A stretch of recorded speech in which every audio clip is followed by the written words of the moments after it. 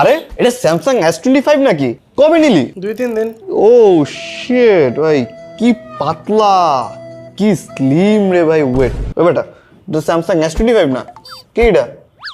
এটা হচ্ছে techno Spark সিরিজের নতুন ফোন টেকনো স্পার্ক 40 প্রো।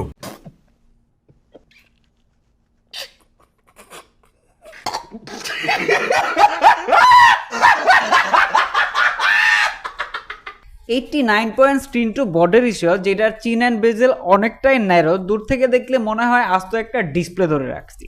এক কথায় বলতে গেলে চারপাশে আপনি আর ডিসপ্লে। সাথে থাকছে 440 PPI, যার ফলে হচ্ছে যে কোনো রকম শার্পনেস জনিত ঘাটতি ফিল করে নাই। অ্যামোলেড হওয়ার জন্য কালার এক্সপিরিয়েন্স ছিল পুরাই জোস। অ্যান্ড এইটার যে কালারটা, এটা কিছুটা পপটাপ হয়ে আসে, যার জন্য দেখতে সত্যিকার অর্থেই ভালো লাগে।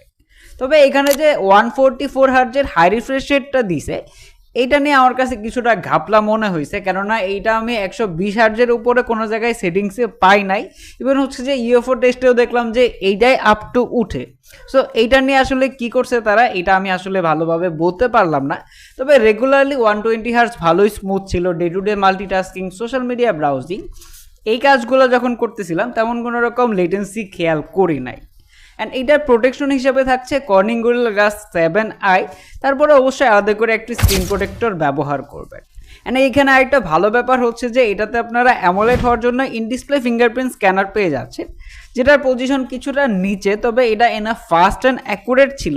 তবে কিছুটা অ্যানিমেশন ডিলে খেয়াল করেছি, এটা আরেকটু বেশি ফাস্টার হলে আরেকটু বেশি ভালো লাগতো। আর এইটার পিক ব্রাইটনেস হচ্ছে 1600 নিটস। তবে এটা HBM মোডে আপ টু 4500 নিটস পর্যন্ত যাইতে পারে। সত্যিকার অর্থে day to day multitasking, even হচ্ছে যে আউটডোরে ব্যবহার করতে গিয়ে এটার ব্রাইটনেস নিয়ে তেমন কোনো রকম সমস্যায় পড়ি নাই। এই ডিসপ্লেটা রেগুলার লাইফে এনা ব্রাইট অ্যান্ড কালারফুল। এখন বলতে গেলে এইটার যে 144 হার্জটা আছে, এইটা ছাড়া এই ডিসপ্লে সব কিছুই আমার কাছে ভালো লাগে। তো এখন আসলে অনেকে এটাকে নায়িকা ক্যাটরিনা মনে করলো, সামনাসামনি এসে হচ্ছে যে বুঝতে পারছে সে আসলে নায়িকা পাপি। তেমনি S25 এর মতো দেখা গেলেও এটা কিন্তু টেকনো স্পার্ক 40 প্রো। তবে ভালো ব্যাপার যে এটা কিন্তু সলিড অ্যান্ড প্রিমিয়াম একটা ফিল দেয়।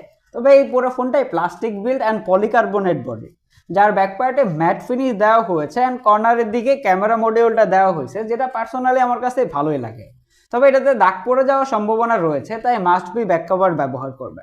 তবে সব থেকে ভালো লাগার ব্যাপার হচ্ছে যে এই ফোনটাতে 5200 mAh ব্যাটারি হওয়ার পরও এই ফোনটার থিকনেস 6.7 মিলিমিটার, যেটা এই প্রাইস পয়েন্টে খুব কমই দেখা যায়। অ্যান্ড এইটাতে আপনারা IP64 এর সাপোর্ট পেয়ে যাবেন। পানিতে চুবাইতে পারবেন না, বাট টুকটাক পানির ছিটা ফোটাতে তেমন কোনো রকম সমস্যা হবে না। দুটি সিম ব্যবহার করতে পারবেন। সেকেন্ডারি নয়েজ ক্যান্সেলেশন মাইক দেয় নাই, এটা দিলে আর একটু বেশি ভালো হইতো। তবে এখানে আপনারা ডুয়াল স্টেরিও স্পিকার এবং আয়ার ব্লাস্টার পেয়ে যাচ্ছেন, যেটা দিয়ে এসি, টিভি এগুলা রিমোট হিসেবে কাজকর্ম করতে পারবে। অ্যান্ড এটা sound quality enough loud and clear ছিল। তবে যখন ফুল সাউন্ডে গান শুনবেন তখন কিছুটা ডিস্টরশন খেয়াল করবেন। এছাড়া এটাতে আপনারা 3.5 মিলিমিটার হেডফোন জ্যাক পেয়ে যাচ্ছেন এত পাতলা হওয়ার পরও। এছাড়া যদি বলতে হয় এই ফোনটার যে ডিজাইনটা, এটা সত্যিকার অর্থে সবারই ভালো লাগবে। তবে এটা কিছুটা চড়া শেপের হওয়ার জন্য যখন এক হাতে গ্রিপ করতে যাবেন তখন কিছুটা সমস্যা হইতে পারে। এছাড়া লং টাইম ব্যবহার করা, গ্রিপিং, এইসব জিনিস নিয়ে তেমন কোনো রকম সমস্যায় পড়িনি, শুধু চড়া শেপ নিয়ে কিছুটা হইতে পারে। তো এখন আসেন ক্যামেরার দিকে। এখানে দূর থেকে দেখে ট্রিপল ক্যামেরা সেটআপ মনে হইলেও কাজের লেন্স দুইটাই, যেখানে 50 মেগাপিক্সেলের মেন সেন্সর আরেকটা 2 মেগাপিক্সেল হিসেবে দেহরক্ষী আছে। আর এই ফ্রন্টে আসলেই পাচ্ছেন 13 মেগাপিক্সেলের সেলফি ক্যামেরা। এটা দিয়ে আপনারা আপ টু 2K পর্যন্ত ভিডিও রেকর্ড করতে পারবেন। তো যদি এর মেন ক্যামেরায় তোলা ছবিগুলো নিয়ে বলতে হয়, তাহলে ডে লাইটে ভালো লাইটিং কন্ডিশনে বেশ ভালো ছবি ক্যাপচার করে। 20,000 টাকা প্রাইস পয়েন্টে এইটা নিয়ে আসলে কমপ্লেন করার কিছুই নাই। ডিটেলস, শার্পনেস, কালার কন্ট্রাস্ট ঠিকঠাকই ছিল। তবে লো লাইটে ইভেন হচ্ছে